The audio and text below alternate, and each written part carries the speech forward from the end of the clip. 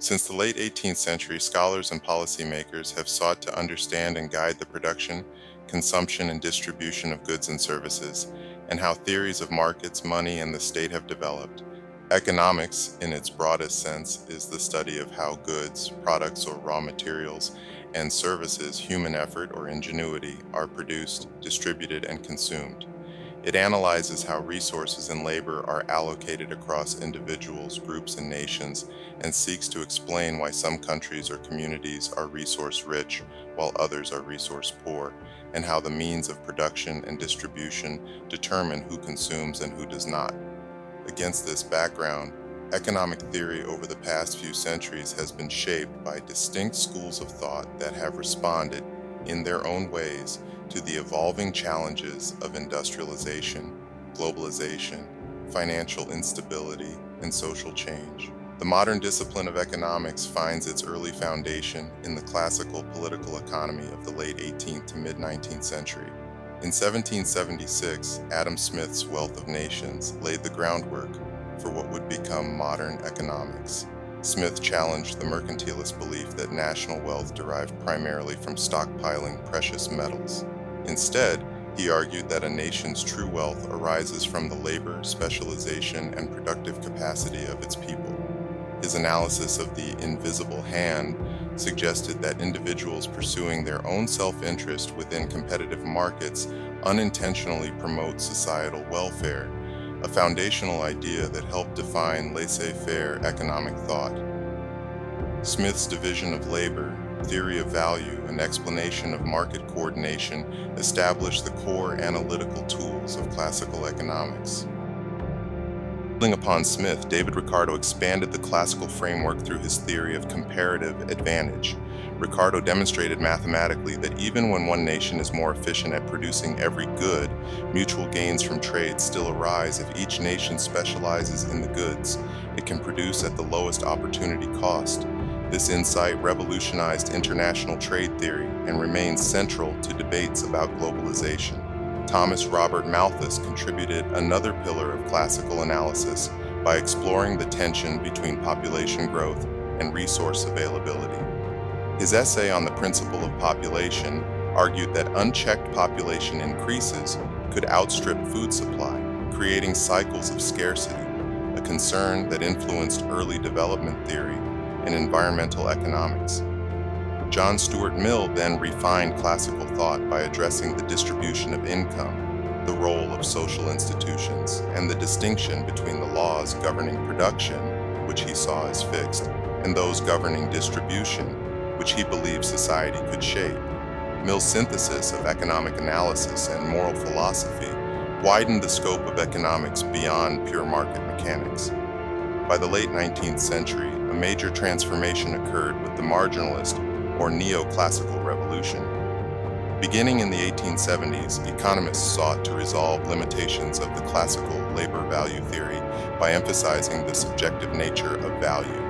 Karl Menger, founder of the Austrian school, argued that value is determined not by labor input alone, but by the marginal utility an individual derives from an additional unit of a good. This shift to subjective value and individual choice changed the analytical focus of the discipline and introduced a rigorous explanation of how prices emerge from consumer preferences. At roughly the same time, William Stanley Jevons in Britain and Léon Walras in France independently formalized the tools of supply and demand. Walras in particular developed general equilibrium theory, showing mathematically how all markets interact simultaneously and how prices coordinate the allocation of scarce resources. Together, the marginalists established the foundations of neoclassical economics, emphasizing rational individuals, market equilibrium, utility maximization, and marginal analysis as the central mechanisms of economic behavior. This marked a decisive turn away from classical concerns with production and labor costs toward a more mathematical, micro-based understanding of markets. The next major turning point emerged in the 20th century as economies confronted unprecedented instability. The Great Depression of the 1930s exposed the weaknesses of the classical and neoclassical assumption that markets naturally move toward full employment.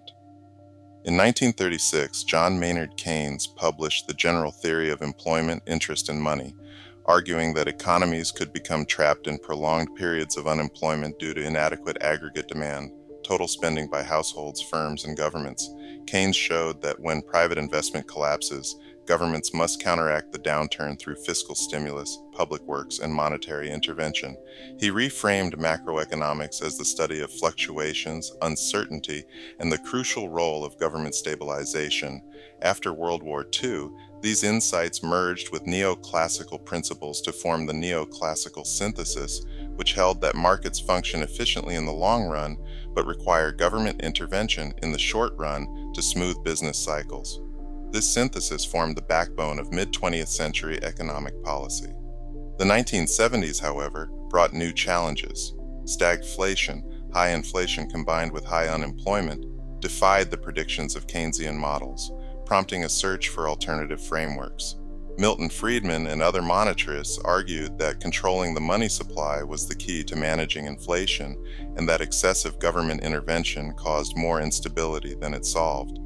At the same time, supply-side theorists contended that long-term economic growth depends less on boosting demand and more on encouraging production, reducing regulation, lowering taxes, and strengthening incentives for investment and innovation.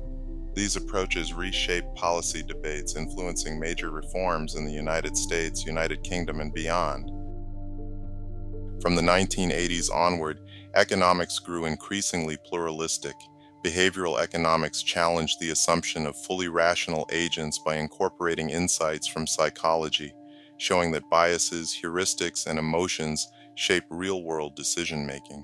Institutional economics revived attention to the rules, norms, and organizations that structure economic behavior, explaining why some nations prosper while others stagnate.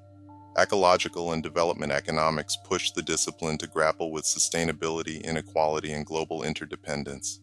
Meanwhile, the rapid expansion of trade, capital flows, and financial markets transformed the study of money itself, from physical bullion to complex financial instruments and digital payment systems.